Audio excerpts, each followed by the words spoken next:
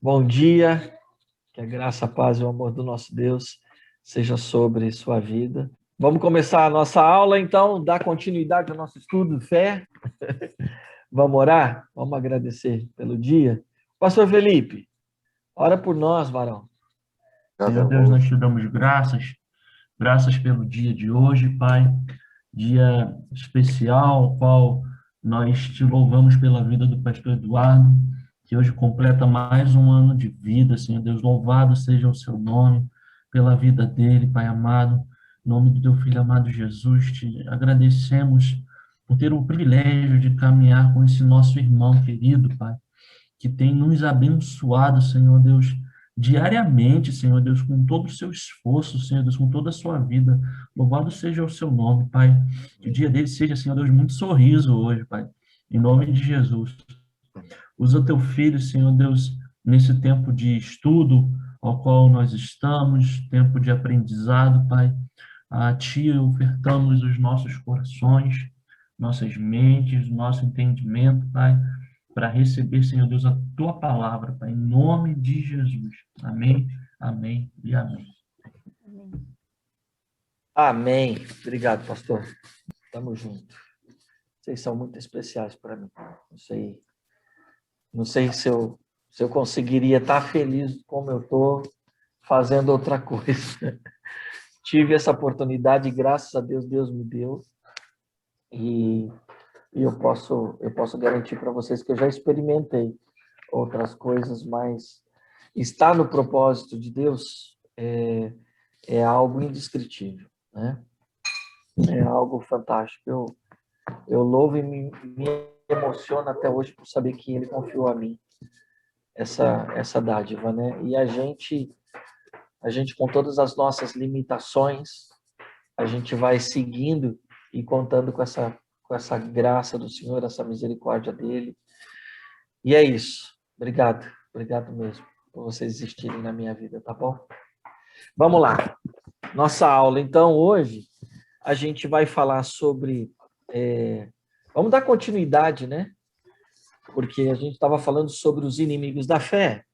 E na última aula, a gente fez uma pergunta e acho que o Dário não estava com a gente, né? Não sei porque eu gravei que foi o Dário que respondeu, né?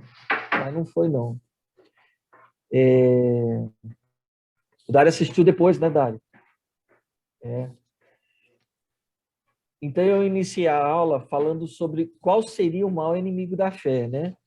E, e a gente acaba respondendo aquilo que inevitavelmente vem de primeiro na nossa cabeça, né? Que era a incredulidade. Aí eu falei, não, ela também mas ela é um desdobramento, né? Então, onde nasce? Aí a gente trabalhou um pouquinho sobre a questão do medo, né?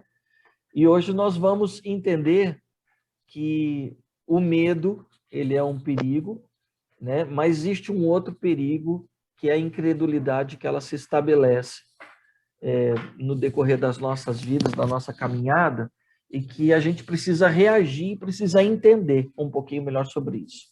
Então, vou começar fazendo uma nova pergunta para vocês, tá? Então, como você reagiria se alguém falasse assim para você, Celso, você tem um coração mau? Como você reagiria a isso? Eu acho que primeiro precisa ver de quem vem isso, né? Às vezes não vale a pena levar em conta. Não sei, pastor. Acho que eu ficaria preocupado se alguém tem essa ideia de mim. Porque a gente parte do pressuposto que o coração mau é o quê? Uma pessoa que pensa no mal, uma pessoa que não é uma pessoa boa. É um coração peludo. Más atitudes. E aí, Fio? O que você acha? Um pouco parecido com o que o Celso falou, né? Eu ia perguntar o que é maldade para você? Né? O que é maldade? O que é bondade para você, para me qualificar, né? Qualificar que o meu coração é mau. Eu fico lembrando quando chegam para Jesus e falam assim, bom mestre. Jesus falou, meu irmão, bom é meu pai. Eu entendo como Jesus falando assim, ó, em que tipo de bondade você está me qualificando para você me chamar de bom? Porque a bondade que eu conheço é a bondade do meu pai. Porque se eu pensar, desculpa, o que que é mal para você me qualificar como um coração mau? Mais alguém? Kátia? Eu diria que a pessoa tem razão no que tange a minha natureza caída. Porque, de fato, o meu coração original, ou melhor, meu coração caído não é bom. Mas o coração de Jesus em mim, esse é transformador. Amém, amém. E os demais aí? Tem mais Guarinha, Dani, Dário, Vande? Tranquilo? Então, tem um texto que ele fala especificamente sobre isso. E ele esclarece o que é o coração mau. Vamos ler? Ele está em Hebreus, capítulo 3, verso 12. Dário, você pode ler para a gente, por favor? Tenham cuidado, irmãos, para que nenhum de vocês tenha um coração perverso e descrente, que o leve a se afastar do Deus vivo. Ok. A minha versão está parecida com o Dário, mas ele só muda o coração do perverso para mal. Né? Tem alguém que tem alguma outra versão? Tenham cuidado, irmãos, para que nenhum de vocês tenha um coração mau e descrente, que se afaste do Deus vivo. Tá igual de todo mundo? É perverso e mau? Incrédulo. Da Dani tá incrédulo. Boa também. É isso aí. É isso, gente? Então, qual que é o entendimento de vocês agora a partir desse verso? Eu acho assim, que Deus, ele sabe, ele nos conhece tranquilamente, sabe que a gente pode, às vezes, ter dúvidas, e essas dúvidas podem nos levar a ou nos afastar ou nos aproximarmos dele. O que ele quer, o que ele pensa, é que, está dizendo aí, eu imagino, é que essas dúvidas não nos afastem dele. A gente pode ter dúvidas, mas que elas nos levem mais para perto de Deus. Então tá, deixa eu ser um pouquinho mais específico. O que é ou o que torna um coração mau e perverso aí? Um coração mau ou perverso? Lendo aí esse texto. Está afastado de Deus. E como é que a gente se afasta de Deus? Porque parece que o afastar-se de Deus, nesse verso, é uma consequência, né? Fala, Sansão. Então, a minha Bíblia aqui, quer dizer, eu tô com duas, mas aquela que é Bíblia das Crianças, lá de linguagem de hoje, está escrito um coração tão mau e descrente que o leve a se afastar do Deus vivo. Tá vendo que ela é uma consequência? O afastamento? Que o leve. Isso. Então, eu acho que não tenho coração mau porque me afastei de Deus, mas tenho um coração mau e por isso me afasto de Deus. Então significa que ele está falando para crente, né? Exatamente. Então, aí, fazendo uma... Kátia, você tinha aberto o microfone? Dá um... Era isso. Pode dizer. Era isso que o Celso complementou mesmo, essa incredulidade que nos afasta. É porque a sequência do texto é muito legal para esclarecer isso, porque ele está falando mesmo, é para quem estava com Deus, viu todos os milagres no Egito, tudo acontecer e mesmo assim ainda ficou duvidando e falando contra Deus, se rebelando. Então é para crente mesmo. Ele tá falando aí os versos antes, né, que ele faz a citação do Salmo 95, e no começo ele faz uma comparação entre Moisés e Jesus, né? O início do capítulo 3, ele faz essa comparação da pessoa de Moisés, da pessoa de Jesus, da obra de Moisés, da obra de Jesus, e aí ele vem citando o Salmo 95, a partir do verso 7, né? Que é essa citação que vem, né, sobre ouve, né? Então não endureçais o vosso coração, não sejam como os vossos pais no deserto, né? Porque foram, sucumbiram, caíram. Pastor Vande, tranquilo, fio. Não, só comentando, né, como você falou do texto de Hebreus, porque antes, né, ele diz para não endurecer o coração.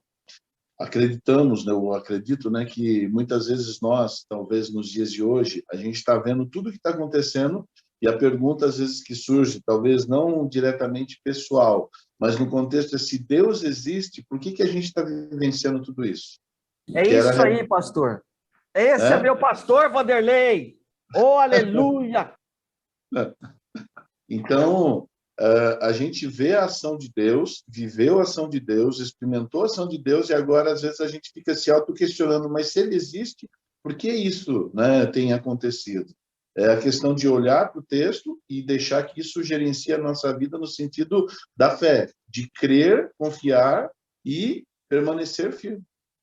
Ok, aproveita a hora para nós, a gente encerra a aula e cada um para os seus lares. Eu vou comer coxa de galinha a lá Daniele, que ela faz uma coxa. Aleluia.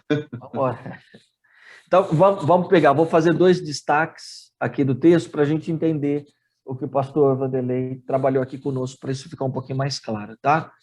Então, essa palavra, que está traduzida como mal ou perverso, ele é um adjetivo.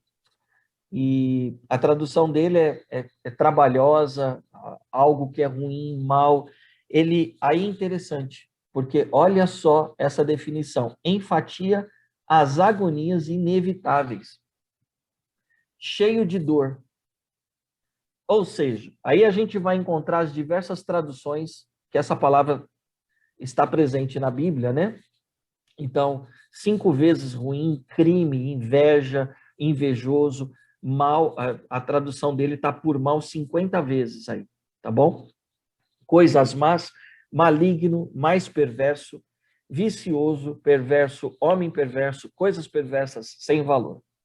Então, a gente acaba percebendo que ponera, que é essa palavra do grego, ela traz uma conotação de que algo me afeta.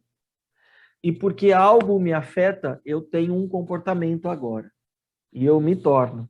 Né? Então, se ele enfatiza as agonias inevitáveis, então significa que diante das adversidades da vida, eu me comporto, então, levando em consideração essas dificuldades e me torno cheio de dores.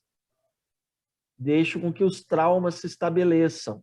E é interessante porque a próxima palavra, que é apostenai lembra o que vocês? Apostasia. Né? Apostenai, apostasia. O verbo, isso é verbo, né? Absteme. E aí é interessante porque é um verbo de ação. Então, faço para me afastar. Tá vendo que é uma ação? Então, aí eu me afasto, eu resolvo me afastar, repelir, assumir posição de afastamento, retirada, licença, abstenção. Percebe? Que agora, então, o fato de eu estar sendo afetado pelas circunstâncias, então eu resolvo agora me afastar, tá? Outros encontros que a gente vê aí nas traduções, a gente vai encontrar abster-se, partir, abandonar, afastar-se, cair, sair, largar, ficar longe, retirar, né? Apostatar, tá? Então, é muito interessante quando a gente acaba percebendo que o que o escritor aos Hebreus está tentando nos ensinar é como você vê a vida. E a forma como eu encaro a vida, eu posso tornar o meu coração mau, mas ele não é mau. Eu até coloquei aqui, ó, 2 fotinhas. Ele não é mau, o coração não é perverso por causa da maldade, mas ele se torna mau por causa das circunstâncias, e o coração ele se torna endurecido, e com isso, então, há uma decisão de se afastar de Deus. Ou senão, as pessoas elas acabam decidindo não crer por causa da dificuldade da vida. E aí elas são marcadas. Então, é um coração muito mais quebrado do que um coração diabólico. Percebe? Isso eu acho que é importante para a gente entender. A gente não tem essa compreensão lendo o texto traduzido, é mais um dos textos da Bíblia, e quando a gente lê, a gente interpreta. Mas a gente não tem, eu não sei se o pastor Vanderlei já fez esse estudo, por isso que ele foi assertivo, ou é a ação do Espírito Santo mesmo através da vida dele, trazendo revelação e entendimento, né? Então, mas quando a gente vai fazer a tradução do texto e ver as palavras do original, é que a gente consegue extrair exatamente qual é a mensagem do escritor bíblico, né? Então, perceba, gente, que isso tem muito mais a ver com o que a gente falou lá na aula passada, né? Que as circunstâncias, elas podem gerar medo, lembra disso? E a partir do medo, a gente pode se tornar paralisado diante das decisões que a gente precisa tomar. Então, o medo, as circunstâncias que podem gerar medo e nos tornar paralisados diante de uma decisão ou nos impede de prosseguirmos no propósito e na vontade de Deus, então, essas circunstâncias que podem gerar medo, elas também podem gerar dúvidas, elas podem gerar insegurança. E isso pode nos levar à incredulidade, que é exatamente isso que ele está dizendo. E a incredulidade nos leva não a um afastamento só de propósito, mas nos leva a um afastamento de Deus, né? Aqui a gente não está falando nada de salvação. Nós não estamos falando sobre ir para o inferno. Não tá levando em consideração essas coisas, tá bom? Nós estamos falando sobre o que é que nos impede... Oi, cortou, Celso? Relacionamento. Exatamente. É isso aí. É essa relação com Deus e o que nos leva... talvez você falou relacionamento, talvez aqui eu consiga entender um pouquinho Mateus 24, né? Quando Jesus volta na parousia, né? E aí ele começa a separar bodes de ovelha. Aí os caras, conhecemos você, Jesus. Fizemos milagre em seu nome, profetizamos, evangelizamos. Jesus, aparta-te de mim, eu não vos conheço. Né? Talvez por uma questão relacional mesmo, tá bom? É por essa questão dessa relação que a gente acaba perdendo. Só que aqui, a incredulidade, ela vai levar a um afastamento completo de Deus, né? Que é o que o texto aí está trabalhando aí com a gente, tá? Então, em resumo, um coração mau ou um coração perverso, de acordo com as traduções que a gente viu, é um coração que não crê, é um coração incrédulo. Um coração incrédulo é um coração perverso, é um coração mau. É um coração que está fragilizado pelas circunstâncias ou que olhou mais com os olhos naturais do que com os olhos da fé. Vamos falar um pouquinho melhor sobre isso. Olhou mais para as circunstâncias do que pela perspectiva daquilo que Deus pode fazer, pode realizar. Tá? Um detalhe, eu não sei se eu trabalhei isso com vocês, acho que o Fio vai me ajudar. Ou se eu trabalhei isso eu não sei se foi numa das nossas reuniões de clã, que eu falei sobre os corações estarem unidos. Antes da gente unir as mãos, o trabalho, a força, a gente precisa unir os corações. Você lembra disso, Fio? Não sei se foi no distrito ou se foi numa reunião de clã. Né? Então, usei um texto de 2 Reis, né? Quando Jezabel morre, né? Quando Jeú e Jonadab, então, eles se encontram, e aí Jeú diz para Jonadab, o seu coração está para com o meu, assim como o meu está para com o seu? Sim. Então, dá-me a tua mão. Ou seja, antes da gente unir forças para o trabalho, a gente precisa saber se as intenções são as mesmas. Então, eu, nesse episódio, falei sobre a importância da gente estar com os nossos corações unidos, né? Porque esse é um princípio bíblico. Por exemplo, deixa eu ouvir a versão do Celso, que a versão do Celso está na linguagem de hoje, Provérbios 4:23. Tenha cuidado com o que você pensa, pois a sua vida é dirigida pelos seus pensamentos. Ele vai lá, Dário, fala. Sobre tudo que se deve guardar, guarda o teu coração, porque dele procedem as fontes da vida. É isso daí. Como é que tá o coração para você? Aí é pensamentos, então. Exatamente. É. Exatamente. Então vamos falar um pouquinho melhor sobre isso, né? Porque de tudo que se deve guardar, guarda bem o seu coração, porque dele procedem as fontes da vida. Então os nossos corações significam muito para Deus. Por isso, um coração incrédulo é que se torna, então, um coração perverso. Porque nele está uma sinceridade que Deus consegue sondar. E não adianta a gente querer enganar Deus. Porque Deus sabe exatamente o que se passa no nosso coração, né? Então, esse texto de Hebreus é uma das fontes para a gente lutar contra a incredulidade, gente. E isso é muito próprio dos nossos dias, né? E como a gente já viu em outras aulas, Jesus, ele sempre repreendia os seus discípulos, né? E a gente consegue ver isso por diversas vezes. Ele brigando com os discípulos pela falta de fé, né? Então, esse era um dos principais motivos de Jesus repreendê-los, né? Para Jesus, o problema da falta de fé era muito maior do que qualquer outro tipo de problema, como, por exemplo, o problema do caráter, né? Porque Deus, ele pode mudar o nosso caráter. Deus pode trabalhar no nosso coração. Mas se a gente tiver um coração endurecido, se a gente tiver um coração incrédulo, como é que Deus pode trabalhar num coração assim?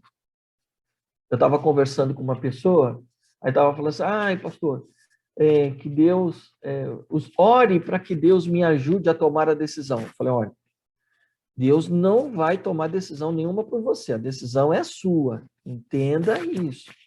O que Deus pode é te apontar o caminho, isso ele está apontando, você que não está querendo ver.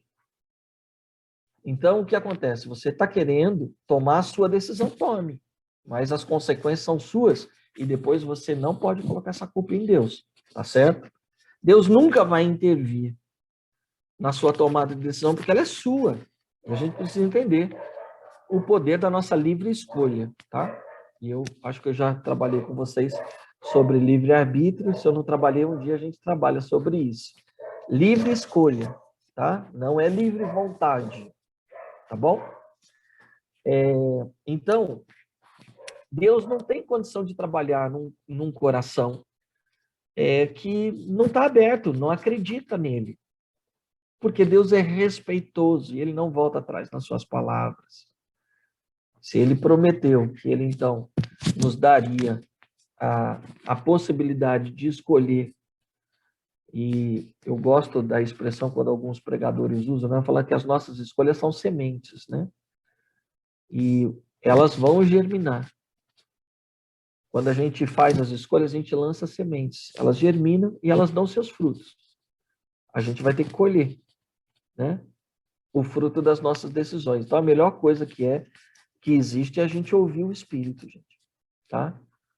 Então, é um coração mais quebrado e voltado para as circunstâncias do que um coração maligno, né? Diabólico, um cara guiado pelo capeta. Então, assim, é mais guiado pelas circunstâncias, vamos chamar assim, tá? Por isso é importante a gente ter um cuidado com os nossos pensamentos. Quais são os equívocos que a gente comete, tá? Até aqui alguma pergunta? Tudo tranquilo? Tudo fluindo? Beleza. Então, eu tenho percebido, preparando essas aulas, algo comigo, tá bom? Que essa quebra de paradigma é um negócio que o Espírito Santo ele quer agir o tempo todo em nós. E quando a gente começa a fazer estudos dessa natureza, né, e a gente está indo, eu acho, a gente está caminhando para a 20ª aula, não é isso, Kátia? Acho que a gente já está na aula 20 já, né? Se não passou, não sei. Mas toda vez que eu pego o texto, tô doido para ir para para a gente estudar o reino, mas toda vez quando eu pego, vem um negócio novo, parece que o tema não esgota. E então, parece que uma batalha existe dentro da gente, né? Quando a gente começa a falar de fé, parece que a nossa mente reluta, né? Para algumas questões que o Espírito Santo tem me dado como princípios. Acontece comigo, eu não sei se acontece com vocês, mas eu fico aqui brigando, eu comigo, e comigo com eu, que é uma coisa de doido, né? Essa quebra dessa razão nossa, né? Que tenta por todos os meios nos superar, né? Então, a nossa mente natural, ela pode compreender o mundo natural. A nossa mente natural, ela não pode compreender o mundo sobrenatural. Talvez seja por conta disso que essa batalha na nossa mente se estabelece. A gente até fica empolgado quando a gente ouve uma história de milagre, mas quando a gente fala de viver o sobrenatural, viver uma vida de fé, a nossa mente ela continua tentando nos convencer de que algumas coisas são maluquice, né? Mas será mesmo? Será que isso vai acontecer assim? Por que tem que ser desse jeito, né? Porque essas coisas não fazem sentido. Eu compartilhei uma história minha, então vê se não é verdade. Não sei se vocês se lembram, né? Por que eu devo dar 7 voltas em torno de um ônibus com o motor fundido e depois tocar o chofar e falar para o motorista da partida no motor que a gente já sabe que está fundido? Não tem lógica isso. Você lembra dessa história? Lembra quando eu contei? Não tem sentido. Então, como não tem sentido, eu não vou fazer. Imagina que eu vou pagar esse mico. Tá vendo? A mente, a nossa, essa parte mais cartesiana nossa, mais racional, não tem sentido. Mas depois que aconteceu e eu fui obediente, porque quando a gente obedece, o sobrenatural acontece. Lembra que a gente estudou isso? Quando a gente obedece, o sobrenatural acontece.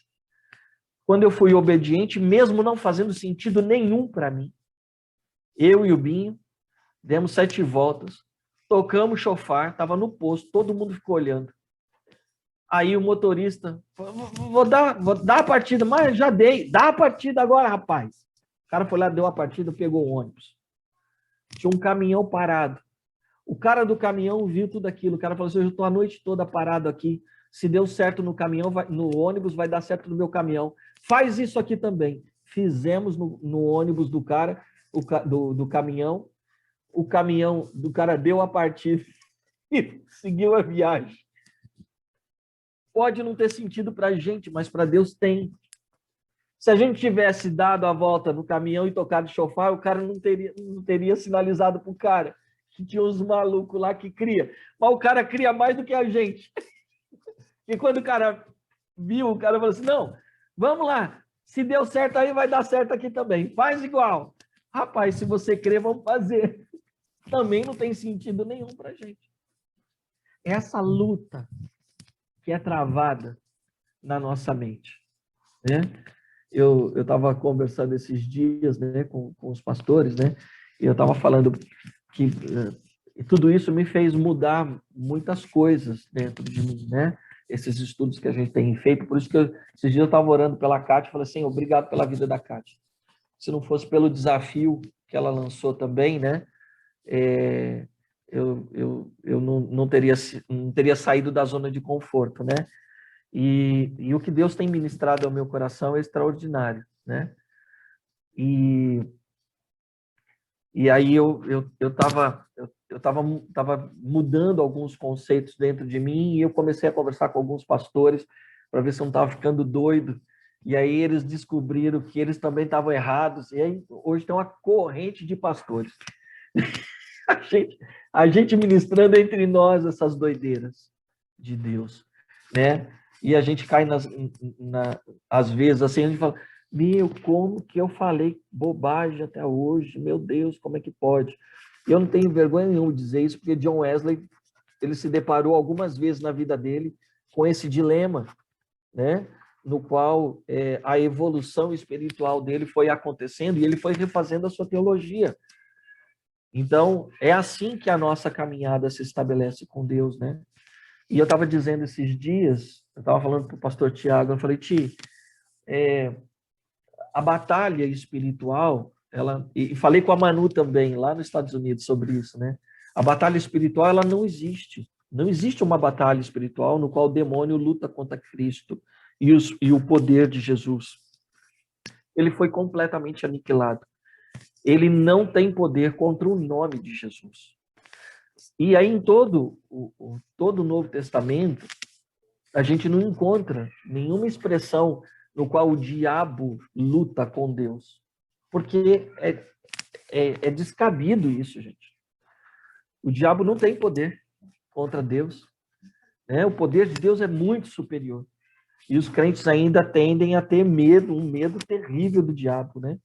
E eu falei, só existe um tipo de batalha expresso, da carne contra o espírito. Então, se existe uma batalha, essa batalha existe dentro de nós. E é a gente lutando com a gente mesmo. E quem é que a gente alimenta que a gente vai estabelecer como grande vencedor, né? Então, às vezes, não faz sentido nenhum para a gente o que o Espírito está nos dizendo. E exemplos como esse que eu dei do ônibus, de loucura, coisa que não faz sentido, a Bíblia está repleta delas, né? De um monte de história que não faz sentido nenhum. Como é que faz o profeta entrar na casa da mulher, que ela só tem farinha o suficiente para dar de comer para o filho e depois eles não têm mais nada para comer. Ele fala, fica tranquila, pode fazer para mim. Vai lá, prepara o bolo, daqui que eu vou comer. Parece que ele não está nem se importando com a situação da mulher. É que ele só está sendo obediente àquilo que Deus orientou, e a gente trabalhou esse texto também. E daí por diante, a gente vai do Antigo ao Novo Testamento, com histórias, cada uma mais doida que a outra. E é assim que o Espírito vai nos movendo, né? Alguma colocação aqui, gente? Então, eu quero compartilhar com vocês, para a gente entender um pouquinho melhor essa dualidade, né, que existe entre o nosso olhar natural e esse olhar do coração. Já que o coração é algo tão importante para Deus, vamos fazer uma reflexão um pouquinho melhor sobre isso. Fio, Romanos 10:10, aproveitando que você está bem de frente para mim. Romanos 10:10. Como é que diz aí sua tradução? Pois é crendo de coração que você é declarado justo e é declarando com a boca que você é salvo.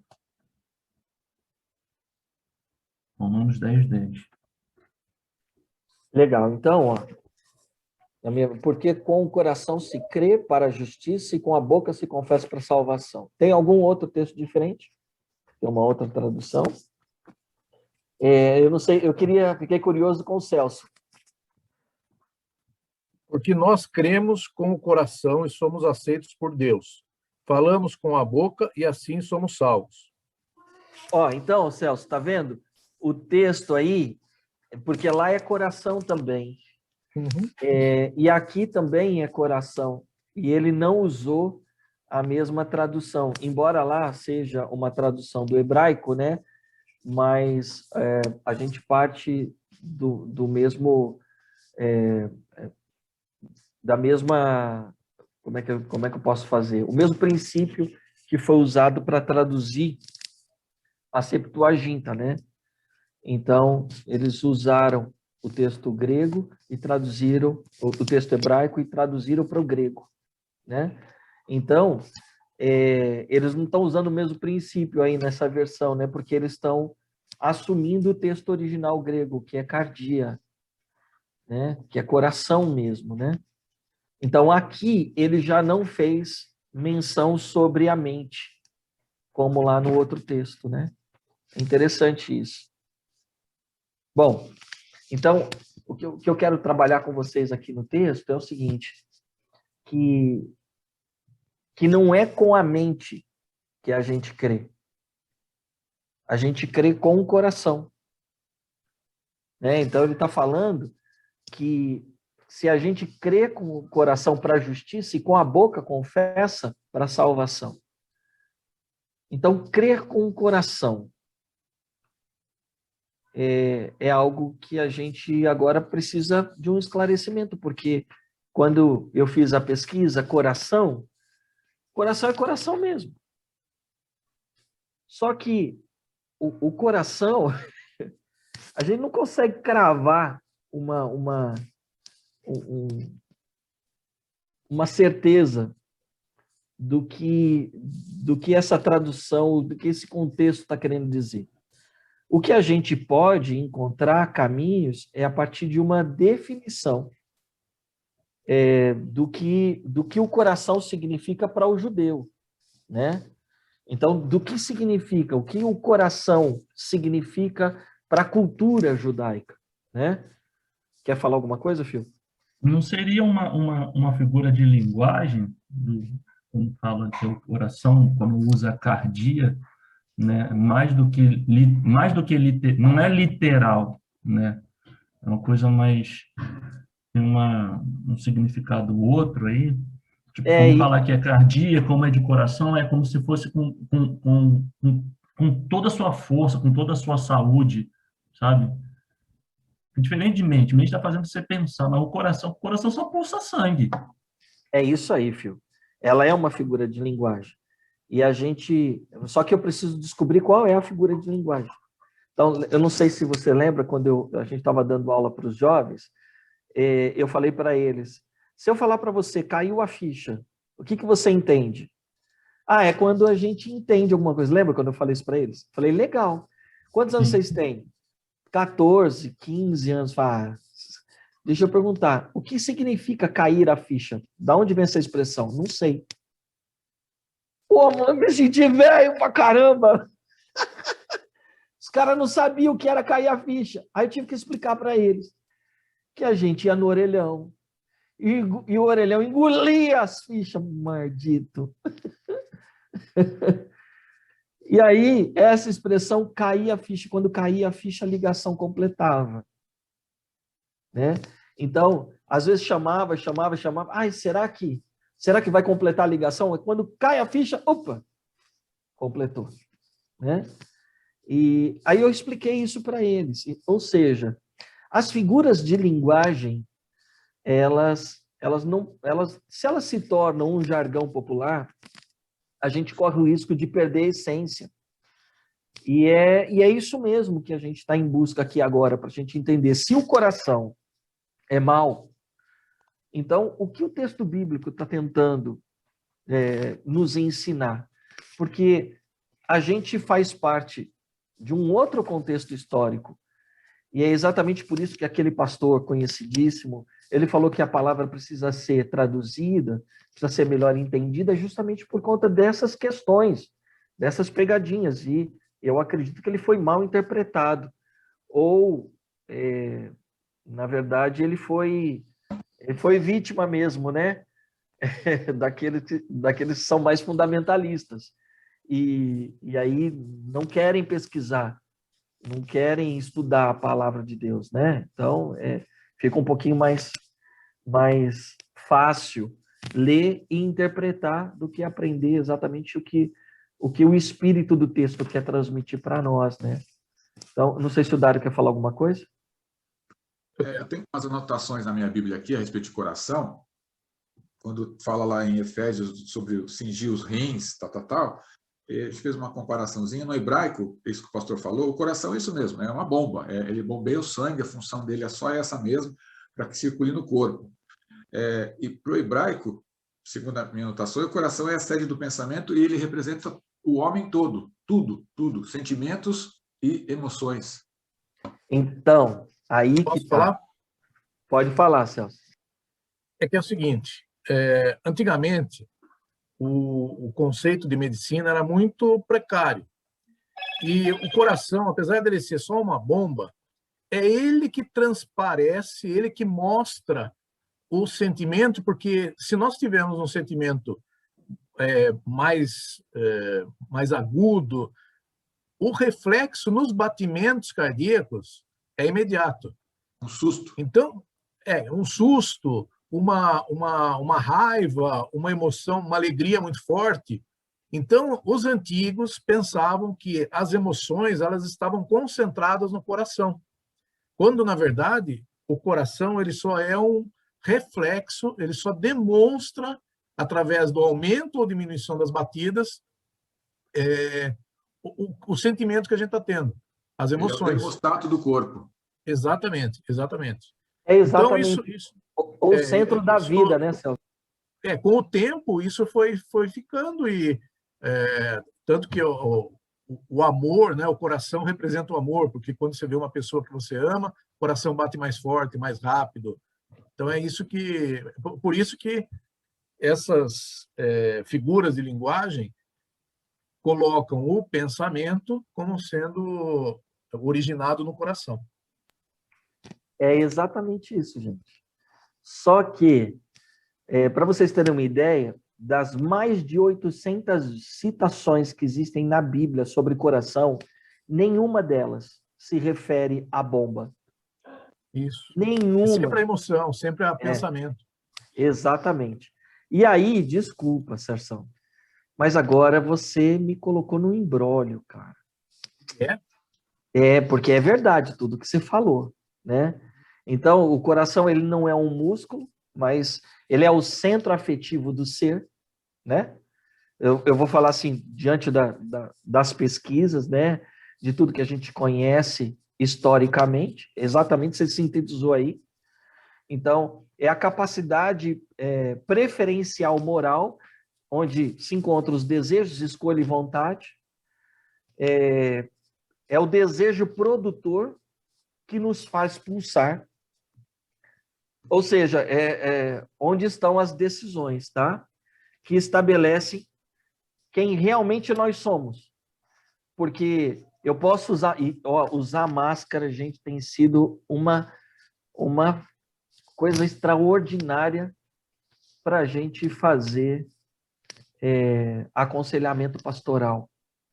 Ainda mais eu, que sou extremamente expressivo, só eu sei, quando eu ouço algumas coisas, o que acontece com o meu coração. Meu coração... E aí, eu tenho certeza que essa parte minha muda, porque a máscara me mostra agora. Eu falei, ainda bem que ela não está me vendo, ainda bem que ele não está me vendo. Eu fico quietinho. Nós usando máscara de corpo inteiro? Mas meu coração, Celso, não me engana. Não. Porque as minhas emoções, quando elas afloram, a primeira parte do meu corpo que eu sinto é o meu coração. É fantástico isso que você disse. É exatamente isso que acontece. Ou seja, a gente está falando que o coração é emoção. Mas nós vimos na aula anterior que nós não podemos nos mover pelas emoções. Por isso eu estou falando. Que imbróglio é esse que a gente se enfiou agora, meu irmão? Porque eu não posso anular a aula anterior. Eu tenho a resposta. Vocês têm? Opa, ainda bem. Eu ia me sentir culpado a semana inteira. Não. Qualquer coisa, a gente ia falar para a Kátia. Kátia, corta esse pedaço da aula, porque deu ruim. Mas é bom demais isso. Nesse debate nosso, a gente acaba descobrindo que o Espírito Santo ele vai nos guiando, né, para um entendimento, né? Então, o que o escritor ele está querendo dizer aí para a gente, e não tem... ele não tem o esclarecimento que a gente tem hoje em dia, como, por exemplo, o Celso disse, né, de uma forma tão clara aí. Ele não tinha o conhecimento da biologia, do físico do homem, né? Ele está escrevendo daquilo que ele sente. E eles vivem com base num conhecimento muito mais popular do que científico, filosófico. Acho que é importante a gente entender isso. E aqui está uma das grandes dificuldades da gente compreender o que é andar pela fé. Porque a nossa mente, ela tem muito mais conhecimento, ela tem muito mais saber do que os escritores bíblicos. Alguém discorda de mim? A gente tem muito mais saber. Se a gente for... Eu estava lendo uma pesquisa da Veja, né? Uma criança de 10 anos, ela tem com 10 anos muito mais saber do que um rei da Idade Média. Um governante da Idade Média. Percebe isso? Fala, Celso. Então, tem muito saber, mas não tem tanta sabedoria. Exatamente. Então, a nossa mente, como a gente tem muito conhecimento, e mais que os antepassados, então, eles buscavam entendimento onde? Eles buscavam sabedoria onde? Na fé. Então, eles eram muito mais sensíveis àquilo que a gente chama de sentimentos, né? Tá? Então, aquilo que eles percebiam, e eu vou dar um outro nome para isso daqui a pouco, tá? Do que nós. Nós, se a gente quer entender alguma coisa, a gente corre para o Google. A gente corre para os livros. A melhor coisa, eu estava essa semana continuando a nossa viagem, né, de domingo. Hoje a gente acaba com ela. Eu costumo dizer assim, as pregações que eu mais amo, que o Senhor me deu, são aquelas que eu comecei sem saber como eu iria terminar. Essa é uma delas. Por quê? Porque eu confesso para vocês, às vezes eu falo assim, não, está acontecendo um determinado problema, eu vou pregar sobre isso, então eu já sei onde eu quero terminar. Mas a pregação que a gente começa sem saber como que vai terminar, essas são todas guiadas por Deus. E essas não tem errada, gente. A galera vai compreender. Então, eu comecei, eu falei, o que eu vou pregar? A semana retrasada, né? Mas o que eu vou pregar? Aí eu falei, deixa eu dar uma olhada nos meus esboços aqui, né? Porque às vezes eu lendo os esboços, me dá um insight. O Espírito Santo falou assim, vai ler a Bíblia. Você vai ler a Bíblia. Aí eu, rapaz, mas leia a Bíblia. Mas a Bíblia é a fonte. A fonte não são as outras coisas. A fonte para a nossa espiritualidade não está naquilo que já foi mastigado. Entenda? Só que a gente quer ir pelo mastigado já.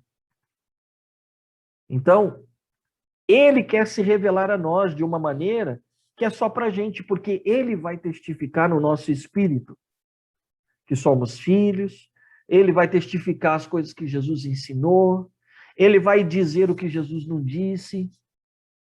Entendeu? Então, a fonte da testificação do amor, da graça, do conhecimento, da sabedoria, está na palavra.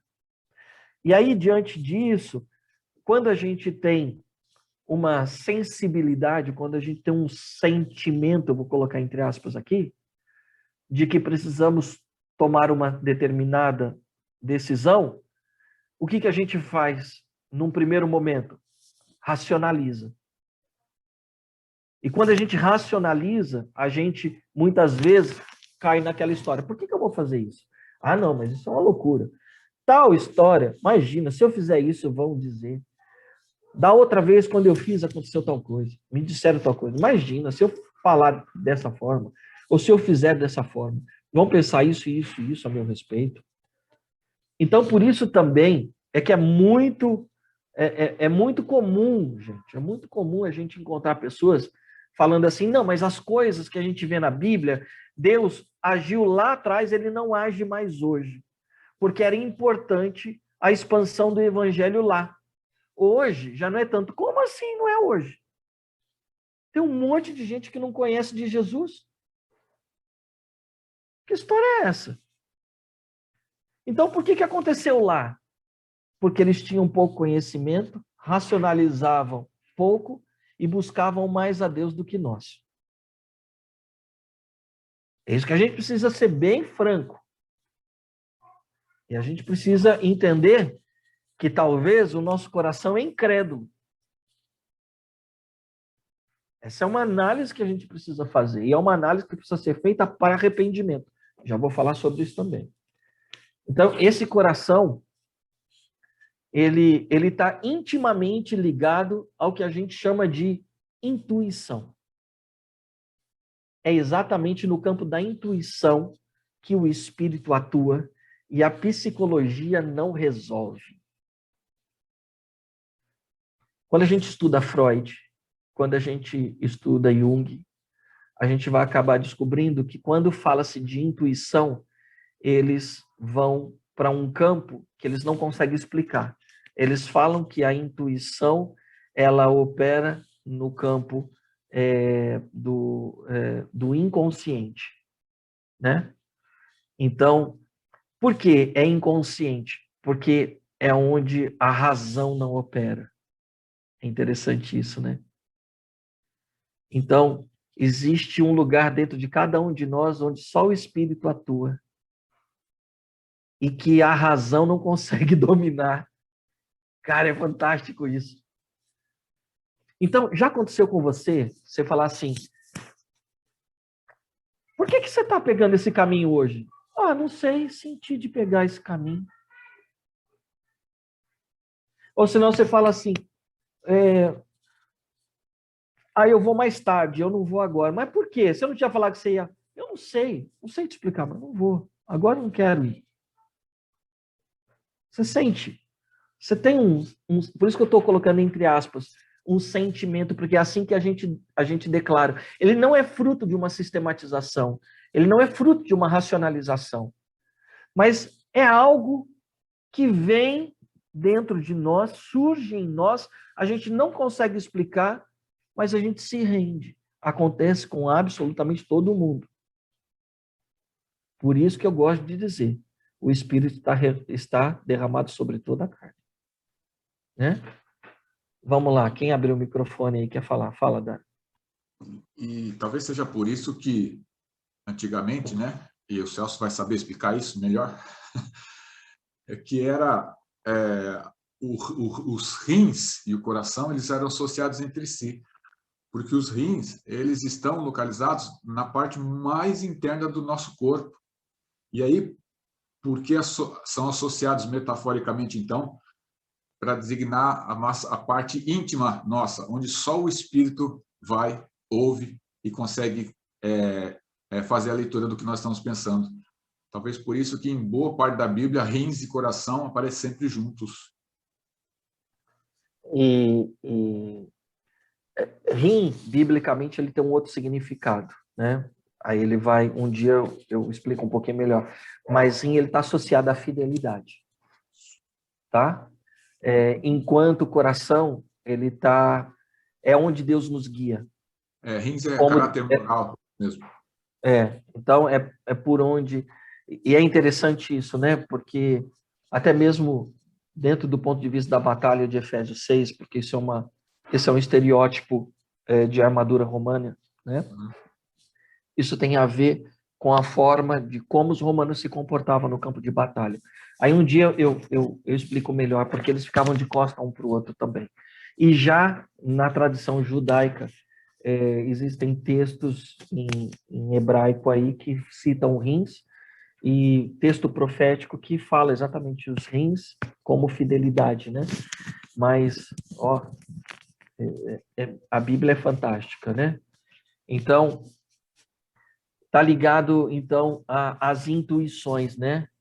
Então, é por intermédio das intuições que nós precisamos, então, crer, nos deixar levar por elas. Então, os nossos desejos, as nossas vontades, as nossas escolhas, elas precisam ser guiadas pelo Espírito e não pela emoção. Tá certo? Como a gente falou. Então, desculpa se eu te assustei, o Celso, porque foi um imbróglio que a gente consegue desatar facilmente agora, tá?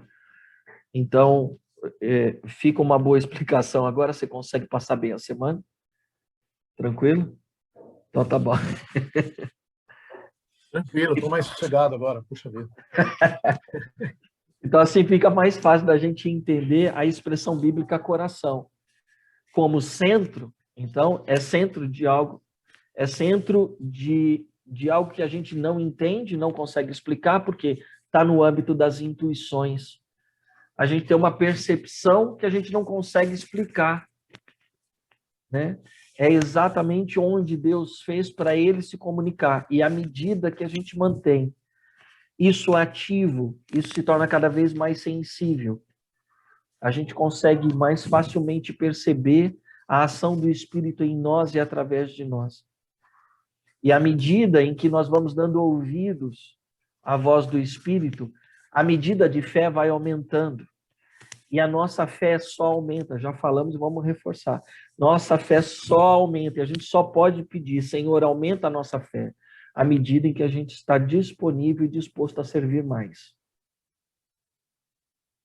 Porque eu não preciso de mais fé se não for para servir mais.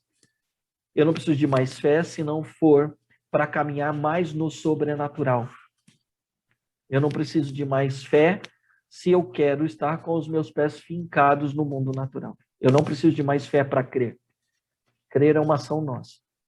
Fé é algo que o Espírito Santo derrama sobre nós para a gente servir mais. Amém? Então, assim fica mais fácil da gente entender essa questão do coração. Tá? E a gente precisa buscar ver mais com os olhos do coração do que com os olhos naturais. Tá? A caminhada de fé, ela, e aí um texto conhecidíssimo nosso, né? A caminhada de fé, ela se dá a partir do que vemos com os olhos do coração, que nos leva a crermos no que acontece no mundo espiritual e não no mundo natural. Por isso, o texto de Romanos 12:2, no qual Paulo está dizendo para a gente assim, ó, não seja como o mundo, não seja natural, não seja conforme as pessoas se comportam no mundo natural. Não seja de acordo com a forma do mundo. Todas essas traduções são corretas. Então, o mundo pensa com a mente natural, ela não consegue compreender e nunca vai compreender o mundo sobrenatural. Porque o mundo sobrenatural foge da lógica. E Paulo, ele está nos advertindo para a gente não ser assim, naturais, conforme as pessoas do mundo.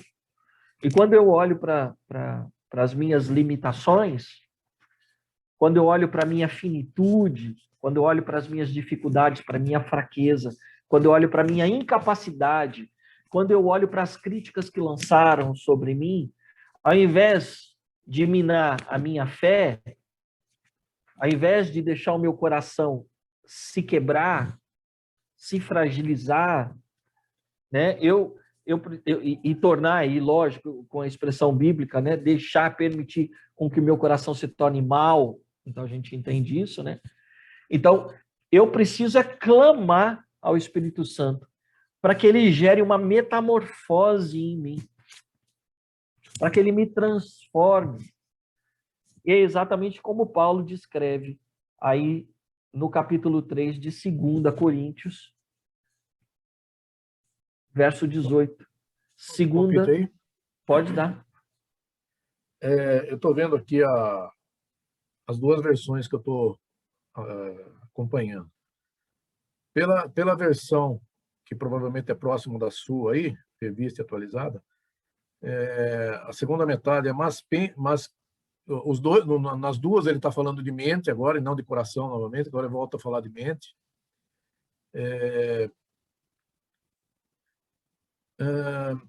Para que experimenteis qual seja a boa, agradável e perfeita vontade de Deus. Aí na minha, que é mais linguagem de hoje, Deus os transforma por meio de uma completa mudança da mente de vocês. Assim vocês conhecerão a vontade de Deus, isto é, aquilo que é bom, perfeito e agradável a Ele. Eu acho que esse ponto que... É exatamente. Porque o que é agradável a mim é eu ficar na minha e não me expor. O que é agradável a ele é me revelar ao mundo como filho. Esse é o propósito. Então, eu quero me preservar, não quero me expor e quero vida fácil. A revelação da vontade dele é me revelar ao mundo. Não para que eu apareça, mas para que Cristo seja visto por intermédio de mim. Né? Não de mim, mas de cada um de nós. Né? Estou usando aqui como uma expressão. Tá? E aí, eu vou descobrir o que eu gosto do original, que ele trabalha numa sequência, né? Para que experimenteis a boa, agradável e perfeita vontade de Deus, né? Ela não é perfeita, ela é agradável. Bom, agradável e perfeito, exatamente. Boa, agradável e perfeita, né? Ela não se torna agradável porque ela é boa e perfeita. É agradável servir, né? Quando eu percebo a bondade, é agradável prosseguir. E por isso eu chego até a perfeição dessa vontade manifesta de Deus, através da ação do Espírito em nós. E aí, desculpa, essa perfeição desse amor, dessa graça, não tem outra ação em mim a não ser eu me render. E eu me rendo porque ela gera redenção, já falamos sobre isso também. Né? Essa redenção é independente daquilo que eu faça, mas se deve a tudo o que ele fez por nós, que é perfeito e extraordinário. E aí, nesse texto de 2 Coríntios, essa transformação é um ato contínuo. Eu amo esse texto. E todos nós, com o rosto descoberto, contemplando a glória do Senhor, somos transformados de glória em glória, glória em glória, em glória em glória, na sua própria imagem, tá vendo? A transformação faz com que eu suma. E essa transformação faz com que ele apareça, porque eu me torno agora a imagem dele. E aí, quando eu me torno a imagem dele, aquilo que é bom aparece. Não é que eu seja bom, mas ele é bom. A maldade desaparece, o egoísmo desaparece, né? A inveja, eu gostei da tradução, porque lá o mal é inveja, né? Quer dizer, como eu não tenho, então eu também não me alegro com o que o outro tem. Então percebe que é por conta da circunstância, como o pastor Vanderlei falou, por isso que é mal. Então, essa maldade não é inerente ao ser humano, mas é algo que surge pela dificuldade, pelas circunstâncias da vida. Né? Então, agora, de glória em glória, vivendo e contemplando o Senhor, essa glória maravilhosa do Senhor, da graça, da nova aliança, dos benefícios que nos alcançaram, da ressurreição, das promessas vindouras, da certeza da ressurreição, de uma vida cristã guiada pelo Espírito, no qual cura, libertação começa a fazer parte das nossas histórias, da nossa caminhada de fé. É a partir dessa glória e de glória em glória que a gente vai vivendo, vamos sendo transformados, vamos deixando de existir e nós nos tornamos pequenos Cristos, como pelo Senhor, que é o Espírito, né? E o Espírito, então, e essa transformados, né? É a metamorfometa. Daí vem a metamorfose. Você era uma lagarta e agora você rastejava e agora você voa. Vamos pegar a lagarta. Você comia folhas amargas e agora você toma do açúcar, dos pólens, do mel. Percebe? Isso é uma mudança completa, radical. Você se rastejava e agora você voa. Temos asas no Espírito. Ai, gente, eu aceito Jesus. Então, como é que a gente resolve a questão do coração mau e perverso por conta da incredulidade, né? Então, eu agora preciso entender o que é arrependimento. E aí eu confesso para vocês que eu tenho uma dificuldade quanto ao momento de confissão da nossa liturgia, tá? Só para esclarecer isso. Então, o arrependimento, para mim, ele não se trata de um ato único que acontece só quando a gente se converte, tá? A gente precisa, se é uma transformação de glória em glória, e a gente vai abandonando, a gente vai esquecendo as coisas que são contrárias ao Espírito, então significa que essa é uma vida de arrependimento. Porque arrepender-se significa o quê? O que significa? Não seria, pastor, que a gente não confessa, a gente vai confessando. É assim a nossa caminhada, Guarinha, perfeito. Eu gosto desse gerúndio aí, né? Eu gosto dessa expressão que é na caminhada, cara. A gente não para, a gente não tem um momento só. Eu não posso ficar parado no 27 de março de 2004 e de lá para cá Deus não fez nunca mais nada. Não, a história prosseguiu. Esse é o dia do meu nascimento. Eu não me esqueço dele.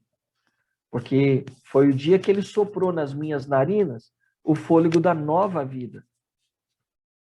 Né? Então, eu não posso ficar parado nessa data e nunca mais aconteceu. É nessa caminhada que se estabelece o nosso crescimento espiritual. Tá? Então, o arrependimento, para mim, ele não se trata de um ato único, mas é um ato contínuo, como o Guarinha disse. E eu entendo que o arrependimento é algo que vai acontecendo no decorrer das nossas vidas. E muito mais, entenda, muito mais por uma ação do Espírito, percebe? Como o texto que a gente acabou de ler. É uma ação do Espírito em nós. Muito mais do que num momento cultico. Que as pessoas estão chegando, estão tentando procurar o lugar, e sentou o menino que não para. É a música que tocou. Não deu nem tempo de emocionar ainda. Fala, Celso. Então, é que o problema é o seguinte, o gerúndio do arrependendo, ele precisa ser acompanhado, porque o gerúndio do pecando está toda hora ali. Então, é que o arrependendo não é das mesmas coisas. Sim, porque o pecando também não é das mesmas coisas. Mas o pecando é interessante porque isso é algo que vai acontecer até o último dia das nossas vidas. Exatamente. Por isso é que nós vamos tomando posse. Isso. Do perdão que Cristo já derramou sobre nós. Exatamente. Então, o momento de arrependimento, né, que a gente chama um momento de confissão no culto, ele tinha que ser muito mais um momento de agradecimento por aquilo que Deus já liberou e que na minha semana ele me revelou. Pelo perdão, exatamente. E eu ali me arrependi quando fiz, ou me arrependi logo depois que fiz, porque ele me revelou que estava errado. E no culto, como festa, ele, como celebração, ele não tem que ser um momento de queda, mas ele tem que ser um momento de exaltação por tudo aquilo que ele fez. Senhor, eu te agradeço pelo perdão derramado sobre mim. Nessa semana que eu fiz isso, o teu Espírito me falou, me guiou, se moveu em mim e me levou a uma consciência nova disso. Glorifico o teu nome, porque mais uma vez o perdão da cruz do meu Senhor se fez real na minha vida. Então, a minha dificuldade é desse arrependimento contínuo das mesmas coisas. Que muitas vezes o momento cultico nos leva a entender. Mas isso também se dá por conta da nossa influência na cultura católica. Essa cultura católica influencia demais a nossa cultura. E aí a gente acaba entendendo o arrependimento como uma ação nossa. Então, alguém sabe que palavra é essa, arrependimento? Alguém sabe que palavra é essa do grego? Metanoia? Exatamente, filho. A gente não entende isso, né? A gente acha que metanoia é só transformação, né? Mas arrependimento... Expansão de consciência. Exatamente. Então, a metanoia, ela também é arrependimento, e ela significa mudar a forma de pensar. E como resultado de uma meia volta que a gente dá, uma mudança completa de direção. Então, isso significa que o que eu costumava a fazer, o caminho que eu costumava andar, agora já não ando mais. Agora já não faço mais. Eu agora permito com que o Espírito Santo ele mude a minha mente para que eu possa, então, caminhar como Deus quer que eu caminhe. Por isso, a partir de agora, eu começo a experimentar a vontade de Deus, que é boa, agradável e perfeita. Né? Então, o que aconteceu, né? Então, no arrependimento, eu dei meia volta, eu segurei na mão do Espírito e eu parti com ele em direção ao propósito da vontade de Deus. Então, um modo errado de viver, eu já abandonei. E eu agora estou seguindo a vontade de Deus, né? Uma figura bem legal para isso que você está falando é a volta do filho mais novo para casa, né? Isso. Ele cai em si e ele volta para casa do pai, né, para viver o propósito que ele tinha. Embora o texto ele não usa essa palavra, né, Fio, mas o cair em si, parece que ele teve um momento de consciência, que pode acontecer conosco também, né? A gente parar e sermos iluminados pelo Espírito. Olha, pô, cara, isso não está certo, né? Não é lógico.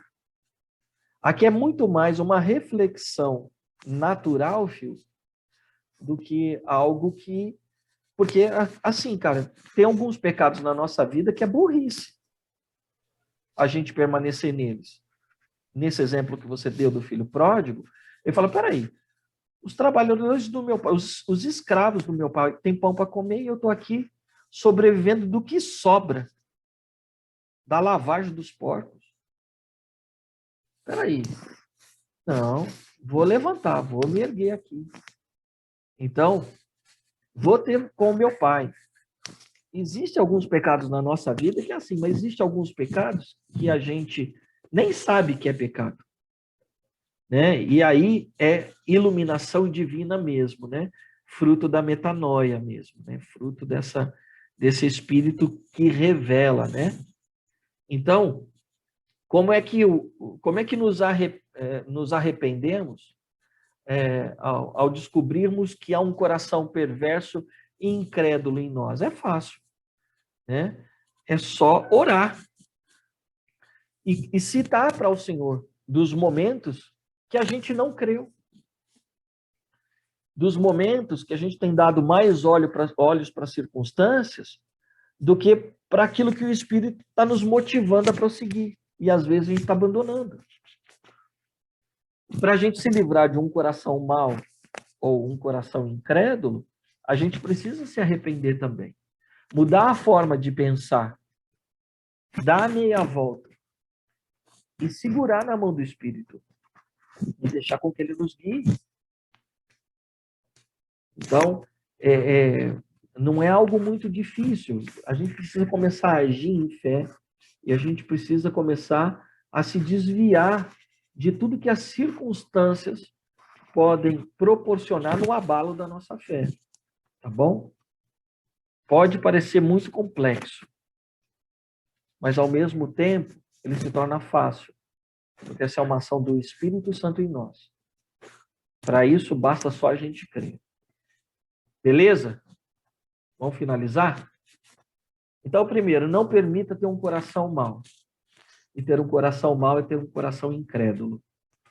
Arrepender é um caminho mais fácil para a gente vencer a incredulidade. Precisamos confessar a Deus os momentos que nos abalaram. E precisamos estar mais sensíveis àquilo que o Espírito diz a nosso respeito no campo das intuições e não no campo do natural, né? A compreensão do sobrenatural nunca vai ser algo muito fácil, mas se Deus mandou, se o Espírito está te guiando, então creia, obedeça, porque assim o sobrenatural vai acontecer. O cuidado com a visão natural das coisas, tenha cuidado com a visão natural das coisas. Deus opera no sobrenatural, por isso nós precisamos ver com os olhos do coração e que as escamas dos nossos olhos espirituais aí caiam em nome de Jesus. Amém? Tranquilo, gente? Dúvidas, esclarecimentos e contribuições. Agora é com vocês. Eu tenho uma dúvida. A minha dúvida é se o coração está sempre enganoso enquanto a gente tiver terreno aqui. Aí a gente está falando de uma outra coisa, Guarinha. Se você der ouvido, se você der ouvido para as coisas que são racionais e naturais, sim. E aí é um problema seu. Aí, se você caminhar no sobrenatural, como muitos homens e mulheres de Deus caminharam, assim como eles foram vivendo uma transformação de glória em glória, você também vai viver. Perfeição cristã nós teremos na ressurreição. É uma outra coisa. Talvez a sua pergunta ele tenha um fundamento no que é perfeito. E aí, se essa for a razão, a gente está falando de coisas completamente distintas. Não, talvez seria... Seu coração... Talvez seria... Pode falar. Seu coração, ele vai ter uma tendência a olhar para as coisas naturais, é óbvio. Mas à medida que você for vivendo o sobrenatural, e à medida que você vai servindo cada vez mais, vai diminuindo e ele crescendo, isso vai deixando de ser um problema. Isso o enganoso aqui não, o enganoso não seria sendo guiado pelas emoções. Quando eu paro de ser guiado pelas emoções, eu paro de ser enganado pelo coração. Seria mais ou menos. Não, na verdade, nós nos enganamos, né? Porque tudo isso sou eu. E aí, eu que escolho. É o que eu escolho refletir. É o que eu escolho manifestar. Um grande problema é que a gente faz escolhas, a gente bate com a cabeça na parede e bota a culpa em Deus.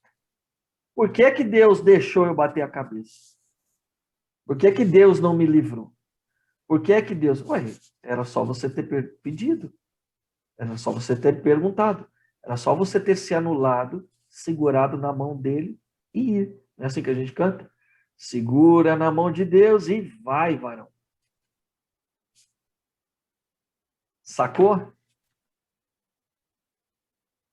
Meu coração sempre vai ser enganoso? Depende de você. Porque quanto menos a gente resolver crer, porque crer é uma ação humana, então mais complicado vai ser essa relação aí. Respondi?